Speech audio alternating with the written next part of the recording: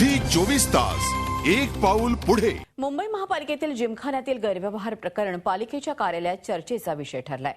या गैरव्यवहाराची पालिकेच्या कार्यालयात पोस्टरबाजीनं पोलखोल केली गेली आहे। झी 24 तासनं पोलखोल केल्याबद्दल भ्रष्टाचाराविरोधात लढणाऱ्या खेळाडूंनी वाचा आणि विचार करा असं आयुक्त आवाहनही पालिका आयुक्तांना केलं आहे।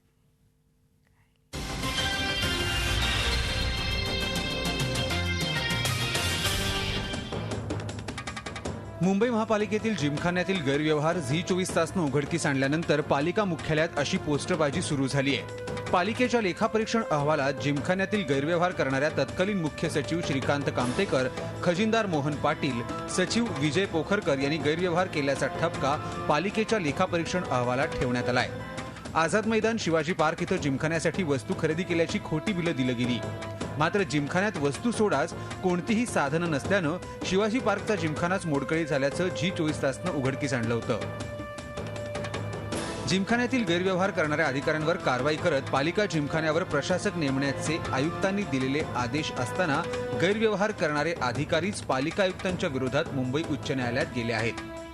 या भ्रष्ट अधिकाऱ्यांवर कारवाई होत नसल्यामुळे पालिकेतील खेळाडूंनी पोस्टरबाजी सुरू केली आहे। ऑडिटरने जो रिपोर्ट दिलाय तो रिपोर्ट आणि त्यांनी सभासदांना सादर केलेला रिपोर्ट याच्यामध्ये ज्या संख्यांचं हे केलेलं आहे याच्यामध्ये गफलत दिसून येते आणि आयुक्त असलेल्या या व्यवस्थापनावर जर असं चालत असेल हा निर्णय ही बाब अतिशय गंभीर आहे।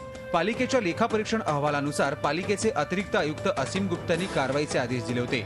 मात्र हे अधिकारी न्यायालयात गेल्यानं पालिका आयुक्त बोलण्यास तयार नाहीत। त्यामुळे खेळाडूंनी छेडलेलं पोस्टर अभियान पालिकेतील कर्मचारी आणि अधिकाऱ्यांचं लक्ष वेधून घेत आहेत। मात्र आयुक्त या पोस्टरबाजीकडेही डोळेझाक करत असल्यामुळे खेळाडूही आश्चर्य व्यक्त करतायत। हेमंत बिर्जे, झी मीडिया, मुंबई।